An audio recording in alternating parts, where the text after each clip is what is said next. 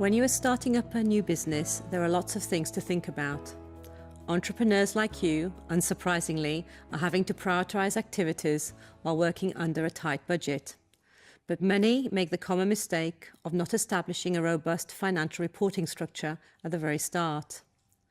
Entrepreneurs are often put off doing this as they think it is difficult to do and that they do not have the necessary expertise. Also, finding the money to pay for someone else to do this may not be an option. In my opinion, it's critical to establish a strong financial framework at the start, and it is not as complicated as you may think. There are lots of tools and resources that can help you without needing to spend a lot of money. Getting this right at the beginning will save you a lot of time later on down the line. As a starter, do your research, and we'd suggest visiting the following websites for basic information, template documents, and advice. Set Up a Business on the gov.uk website is a comprehensive resource for general business advice. The HMRC website has many online resources for businesses filing financial reports, as does Companies House. The website greatbusiness.gov.uk is another good starting point. The British Business Bank and their Finance Guide are also very helpful resources. It is most likely that you will be setting up as a limited company, which does mean that you will need to comply with far more red tape than a sole trader or partnership. There are stiff penalties for incorrect record keeping and late submissions of returns and statutory accounts. When you are starting up, this is the baseline information you need to capture for your record keeping. Firstly, early stage accounting, bookkeeping, and then taxes. If you are undertaking research activities, don't forget that you can claim your R&D tax credits. This is a useful income stream and may help you decide when you want your financial year to end.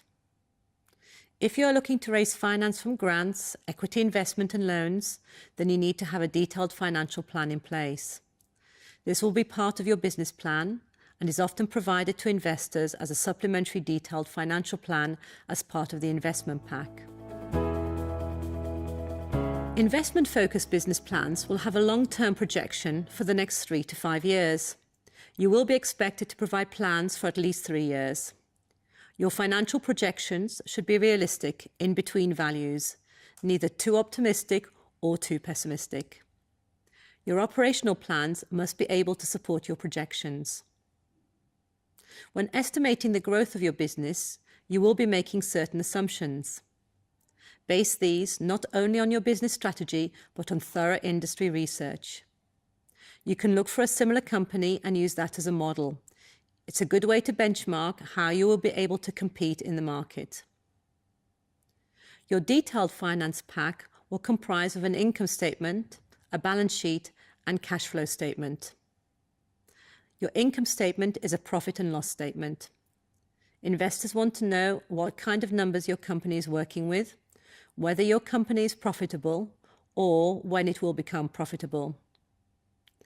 If you are pre-revenue, they will still want to understand current finances, your monthly burn rate, and future funding requirements. Your balance sheet lists your company's assets and liabilities. It's called a balance sheet because the assets must perfectly balance the liabilities. The balance sheet is important because it shows your company's financial position at a specific point in time. There are numerous subcategories to be captured. Your assets will include cash, accounts receivable, inventory, and equipment. Your liabilities may include accounts payable, salaries, taxes, rent and utilities, and any loan balances. Your cash flow statement shows the monies you expect to be coming into and going out of your business in any given time frame. Include your predicted cash flow and, if you have sales, consider forecasts, cash receipts versus credit receipts, and the time frame for collecting accounts receivable. Business expenses also need to be captured. Think about how often and when you will need to pay them. For example, if you have trade credit, when are you invoiced, and how do you pay your suppliers? As a very early stage business, building up a simple cash flow model will help you make sure your business model is financially viable. and you can use it to establish goals that you want to achieve. Your statements will be speculative, but you can look to similar companies as a guide. I suggest that you go to Companies House and download the historical financial reports from competitors. When you have a new business concept, it can be difficult to find a suitable company to compare yourself with. In that case, look at your business model and see if it can be broken down into comparable components. Alternatively, work with an accountant with experience in the sector.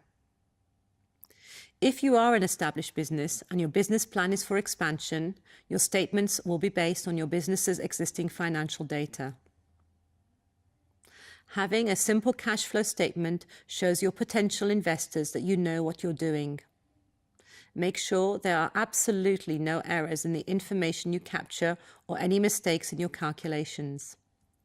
If you are inexperienced in preparing these statements, hire an accountant to help you. If an investor reviews your proposal and sees mistakes or problems in your financial statements, it can leave them with an impression that you are incompetent. You then run the risk of losing credibility, and it is unlikely that they will want to invest. So I always advise that before you send your finance plan to an investor, you engage an outside professional to check your financial and business plan. Ask them to give you an unbiased second opinion on whether your investment business plans and projections are realistic. Investors and banks will use this information to understand your business and to predict how much money your business will need to be successful. They will make a judgment on your assumptions and will use this to decide if investing in your business or lending you money is wise. So it's worth investing your time and effort at the very beginning to build a robust model that you understand and can defend when you present your investment pitch.